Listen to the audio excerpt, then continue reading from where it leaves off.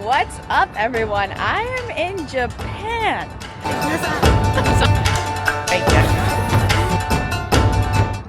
I just spent a month in Bali and I didn't make one video there or update anything because, guys, to be honest, I've been really sick the entire time. And I just booked my flight to Japan. Yes, like the day I arrived, I booked like the day before. So it was kind of unplanned because I've had some health issues for a really long time now that I haven't been 100% honest about because I just always want to keep it positive, and I don't know, it's just like, you know, but I want to also promote, like, the whole point of my life is I want to promote authenticity, and you know, sometimes there's a lot of ups and downs, and I've been down a lot, like a lot. I've really been struggling, but it's okay, like, promise, it's okay. But I kind of might have came to the root of what I think my health issues are. So I booked a flight as soon as I could because I'm trying to go back to the United States. So I was planning to go in August because if you guys don't know, my parents are separated and I have one sister. She lives with my dad. However, he is my sister is handicapped. She has cerebral palsy. She can't walk or talk, so she requires full-time care, and she's just 2 years younger than me. So I was planning to go back in August because my dad needs both of his knees replaced and an ankle replacement, so his health is not great, and I really need to go help out, watch over my sister. And we're trying to look for a caregiver as well. So if you guys know anyone, I know my Filipino followers, you guys are like the best nurses and you're into healthcare a lot. So wonder if there's anything out there. Let me know if you know anybody. Anyways, yeah, sorry to like blab about my life, but that's kind of like an update of what's been going on and why I haven't been posting, because I've been really sick and burnt out. Like, the thought, I've had no energy. I couldn't pick up my camera. Been really bloated. My face is, and like I have a rash on my neck and swollen. I'm finally feeling like a little bit better, but I can't wait to get home, get around family, and get to the doctors because, yeah, I don't want to say anything now what it is and what I've been dealing with, but it's been going on for about 2 years, so it's been really hard. But anyways, I am walking now in Japan. Never thought I'd be in Japan. If I would have looked back on my life like years ago, or if I was like 10 years old, I thought I would only see this stuff in the movies, you know what I mean? And let alone be living for the past 3 years across the world. So we're exploring Japan. What I'm doing right now is I'm going to, don't even know the name, I just looked it up today. Again, I wasn't planning on coming, so I literally just went on TikTok and was like, okay, things to do. So we're going to some walking street now. It's called, hold on. Oh, it's called, Nakamisi Dori Shopping Street. Nakamisi Dori Shopping Street. Apparently they have shops, food. I haven't ate anything yet. All I had was coffee. Finally feeling alive. Y'all want to know the travel? You guys want to know the freaking travel that I did? So my flight left from my flight was 2:50 from Bali, and I landed, I had a layover for like 6 hours in Vietnam, and then my flight took off around like 12 at night to head to Japan, meaning I landed at 8 a.m. and then I couldn't even check in until 4. And you guys don't even want to know that there was already a mission. It felt like I almost missed my flight just going from Bali to Vietnam because there was like a whole issue with the gate change, and there was a mission and I couldn't find anybody to help. And then, bro, Japan's system is crazy, like the subways and stuff. I don't understand that. I don't know, everybody travels to Japan and they seem just fine, so maybe I'm just stupid. But I was carrying, I have my backpack, I have a pretty big bag for a personal item, and then I have a giant luggage, and I have a giant box, like a buy-in box. Imagine this little white girl like growing around in the, what do you call it, like the subway, like, oh my, I was dying carrying all this stuff, like, oh my god, I don't even know how I managed. Anyways, so one thing I love about the Philippines, dude, is like people are so helpful there. Like the culture, the people, incomparable to anywhere else, especially in Southeast Asia. The more I see other countries, the more I am remembered why I love the Philippines so much. It's just unfortunate that I've been having some health issues the past 2 years. So like my last year was really hard for me to like fully enjoy like how my first year I did and everything. But still, the people there treated me, and that's why I was able to be there so long, even though I was struggling sometimes with some things, because my friends and people were always there for me, always supported me, never felt alone. But if I'm lost in the Philippines, I actually like almost feel like I purposely just get lost there, because you go out alone. It's so easy to solo travel there.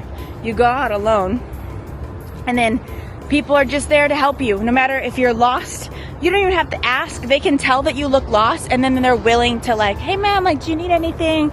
Yeah. And not only are they gonna like point you in the right direction, there's like a 10 out of 10 chance that I feel like they're gonna guide you. And you know what I mean? Just like, and they do things without expecting anything in return. Where here, again, like it's not, I'm not judging.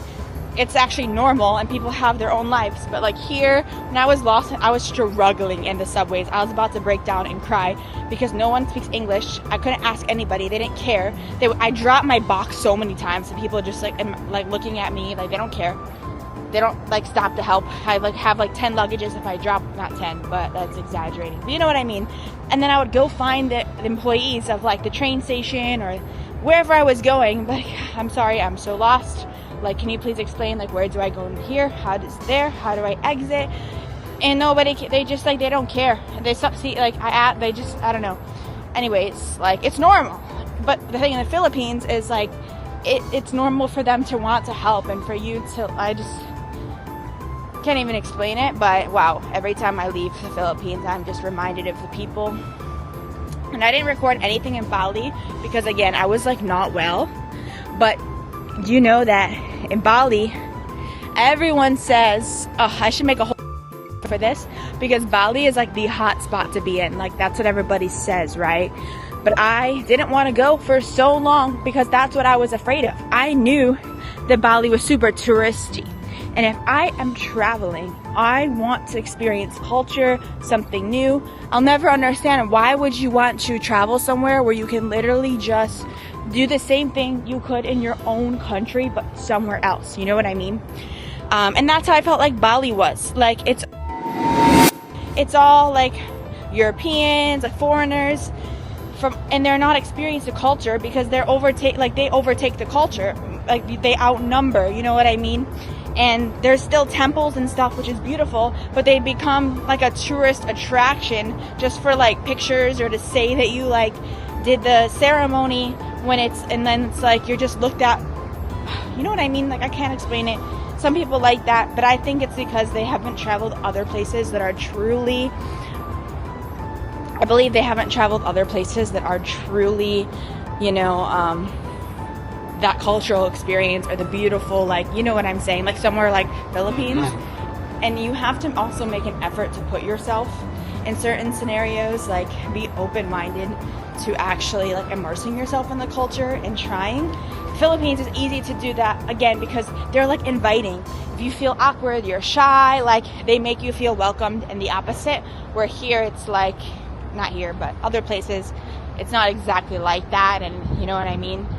But still, like, if you're lucky enough to have the experience, and I feel so blessed, the experience I experienced in Siargao, because, you know, like, wow, the people touch my heart, and I could go on. And I in my beginning of the journey, I would talk a lot about how the locals changed my life for the better and how amazing they are.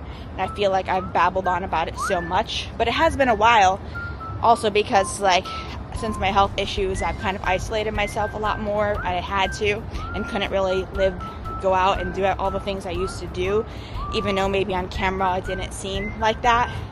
But again, I was trying to keep it positive and, you know, like private life and stuff. And sometimes people don't understand the full context. So anyways, yeah, like, I don't know, Bali really surprised me with just people live there. Same life they would do in America. It's just like cafes, work, gym, repeat, and it's like you're not even in another, it doesn't feel like you're in another country, and whatever. And plus I was really just like, I was struggling there with my health, so I didn't really do much. For once, like I was really trying to take a mental health break, and the thought of editing, recording, or managing any of my social medias was just like exhausting.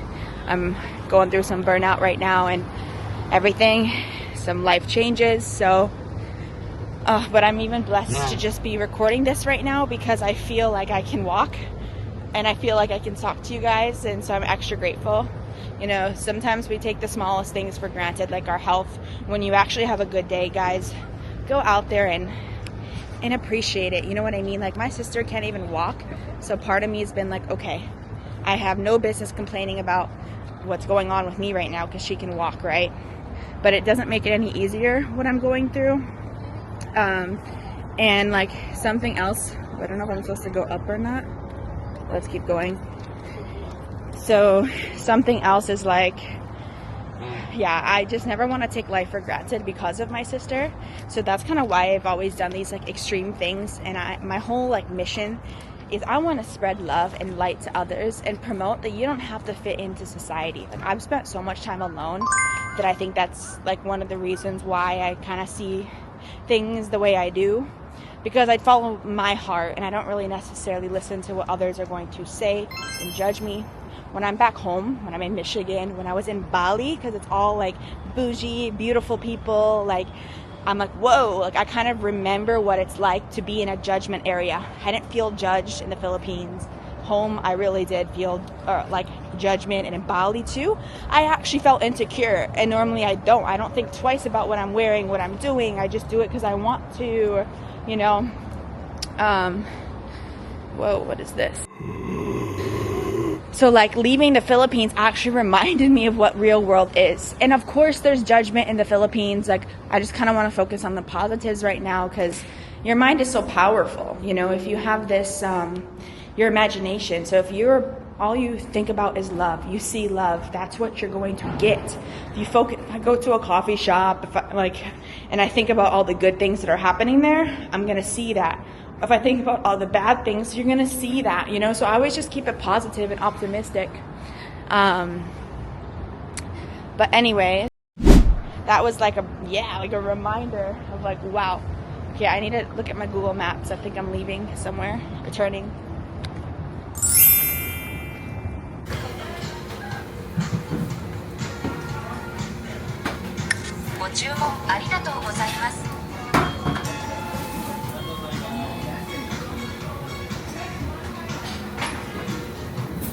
So this is cute, guys. I came to this little restaurant. It's like I'm in my own little cubicle.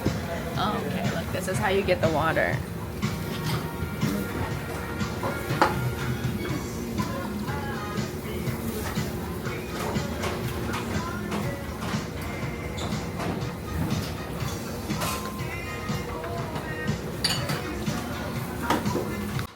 So after strolling around this popular area and seeing the temple, I worked up quite the appetite. And you know what? I messed up because, of course, I went to the ATM, but I left all my cash at home. So everything in the walking area was almost only cash. So I tried to pay, and anyways, I ended up stopping at this restaurant here. So this style was kind of like those Korean barbecue places where you cook it yourself, or shabu shabu, but you have your own mini grill, which is kind of neat. And you're in this little cubicle, the neighbor is just right next to you, but you're segregated. And I noticed with Japan, the culture is very peaceful and very to themselves. They're respectful, and they respect their boundary and your boundary. You know, it's like, and they stay in their bubble. They don't like look at you, what you're doing. It's very much pros and cons, because there's sometimes where you want to go out, you want to go into your store, come out with really not having to talk to anybody, small talk besides just the cashier, and it's very minimal. You know, when I checked into my hostel here, my hotel, whatever you want to call it, I'll show you guys in the next video.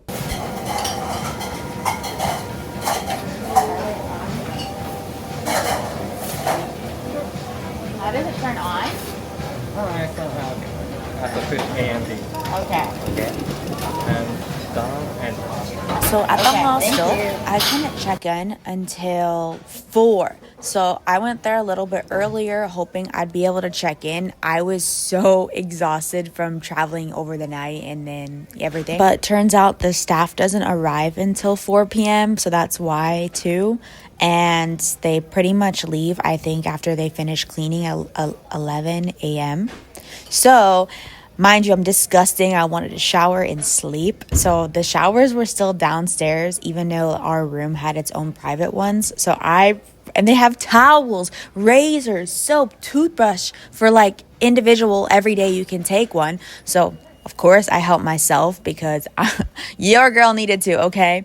So I took a shower and then I'm waiting there. There's like a tiny little chair that I'm sitting at waiting. And this guy comes down, starts showering for like at least an hour. And turns out it was the staff. So I probably could have asked them the whole time if like I could check in earlier. But he didn't say a word to me. And when I did actually check in with him, I think we spoke about 2 words. Everything else was so minimal and just like pointing. And I was like, okay.